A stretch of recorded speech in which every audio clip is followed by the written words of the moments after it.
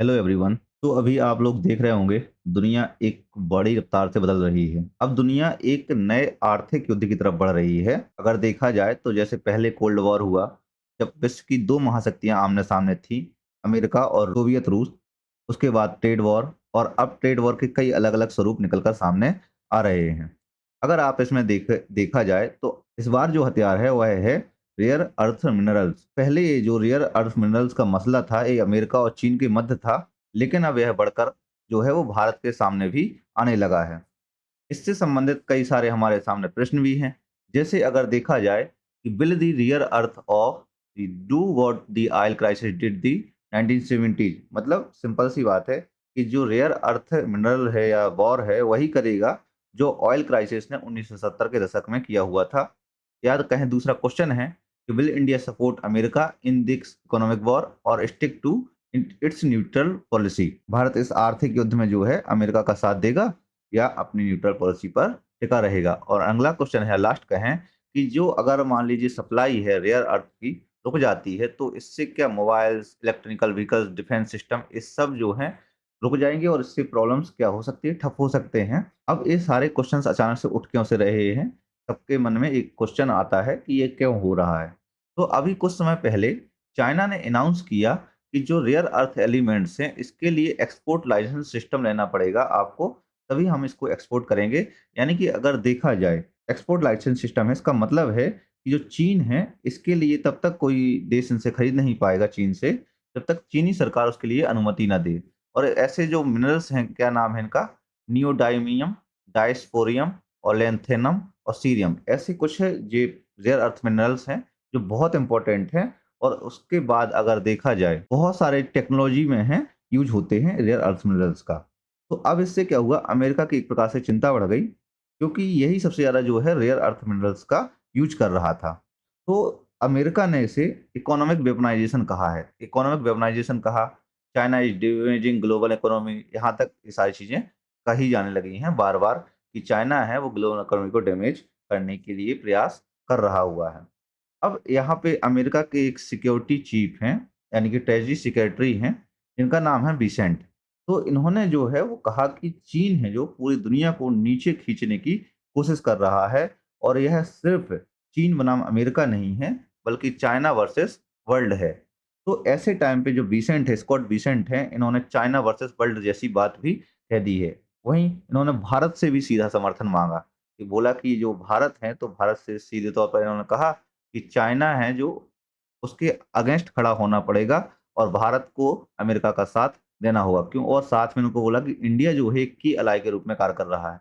ये इस बात को भूल जाते हैं कि हम आपके की अलाई हैं, लेकिन जैसे ही टैरिफ लगाने की बारी आती है, तो टैरिफ लगाएँगे कितना, 50% भी लगा देंगे, पहले 25% लगा देंगे। अब इनको ये चीज़ नहीं पता ना कि जैसे अगर आप एक चीज़ करोगे, इन्होंने लगता है या तो लॉ नहीं पढ़ा है न्यूटन्स का, कि भाई जब आप कुछ भी फ़ोर्स लगा रहे हो, तो उसके अपोज़िट भी तो रिएक्शन हो सकता है।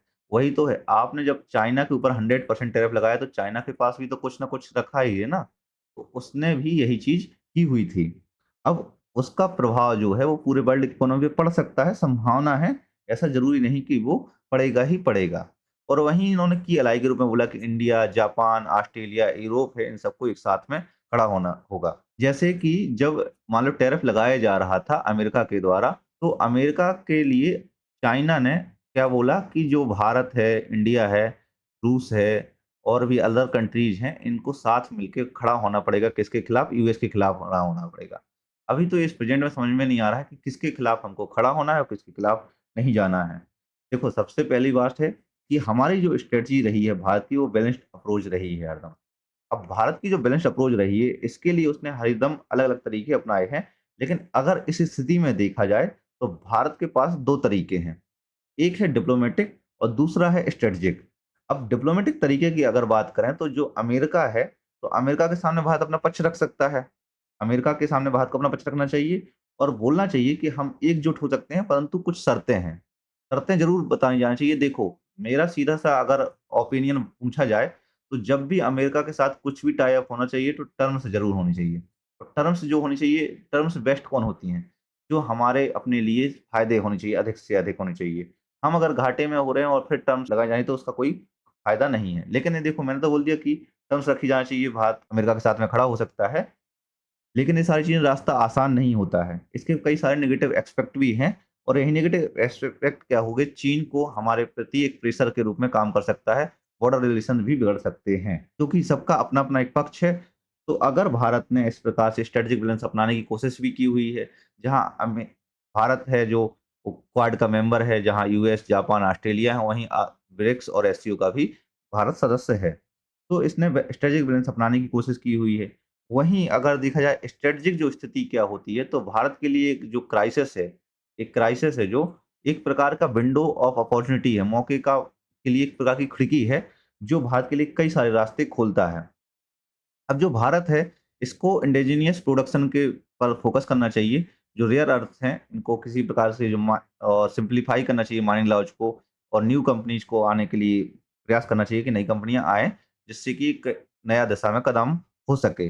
वहीं जो भारत है, भारत रेयर अर्थ रिज़र्व का जो है आंध्र प्रदेश, उड़ीसा, झारखंड और राजस्थान में भी इसके भंडार मिलते हैं। तो भारत को प्रयास करना चाहिए कि ऐसी टेक्नोलॉजी का प्रयास बनाई जानी चाहिए, जिनसे इनका अधिक से अधिक दोहन हो सके। तो इस प्रकार से भारत जो है rare earth hub of Asia बन सकता है आने वाले कुछ वर्षों में। तो भारत के सामने ये 2 पक्ष तो हो ही सकते हैं। वहीं अगर देखा जाए कि भारत के सामने लॉन्ग टर्म सिचुएशन की स्थिति क्या होनी होगी? तो देखो, भारत जो है वो अमेरिका का सहयोग कर सकता है, इट्स पॉसिबल है।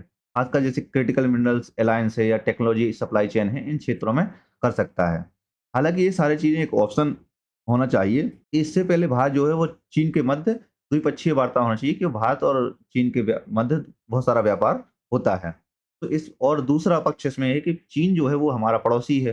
अब पड़ोसियों से जो है वो हम बदला नहीं ले सकते हैं या ना उनको हम बदल सकते हैं। बॉर्डर हमको किसी बार पे कॉमन बॉर्डर रह ही रहेंगे। बस इनको जो इनके साथ जो रिश्ते हैं, उनको बैलेंस्ड अप्रोच के साथ आगे बढ़ाना होता है। तो चीन को जो है वो हमें काउंटर करना पड़ेगा किसी भी स्थिति में। ये लॉन्ग टर्म सिचुएशन हो सकती है। अगर बाय चांस स्थिति बिगड़ जाती है, तो जो वर्ल्ड है, तो वर्ल्ड में एक प्रॉब्लम हो सकती है, वो है जो हाई टेक प्रोडक्ट्स हैं, इन पे कुल कुल मिला के एक इनकी कीमतें बहुत ज़्यादा बढ़ सकती हैं। जैसे मान लीजिए एप्पल के प्रोडक्ट्स हैं और भी ऐसे बड़े-बड़े प्रोडक्ट्स हैं जो चाइना से एक्सपोर्ट होते हैं। ये रेयर अर्थ में ठीक-ठाक यूज़ होता है। जैसे बैटरीज़ हो गई, इनके भी हैं एक प्रकार से महँगाई बढ़ सकती है। इलेक्ट्रॉनिक व्हीकल्स हो गए, इलेक्ट्रॉनिक व्हीकल्स में जो मेन पार्ट्स है वो तो बैटरी ही है। अब बैटरी में जो यूज़ हो रहा है वो क्या हो रहा है? रेयर अर्थ मिनरल्स ही यूज़ हो रहे हैं। तो इसकी वजह से यहाँ पर प्रॉब्लम्स आ सकती हैं। अगर एक मैं अंतिम रूप से एक लाइन बोलूँ कि जो रेयर अर्थ हैं, ये बेसिकली अभी टाइम के फिलहाल टाइम के ऑयल ऑफ द फ्यूचर हैं। जो कि अगर कोई भी कंट्री इस पर कंट्रोल करेगी, तो आने वाले समय में वो वर्ल्ड टेक्नोलॉजी के लिए एक प्रकार के मास्टर साबित होगी।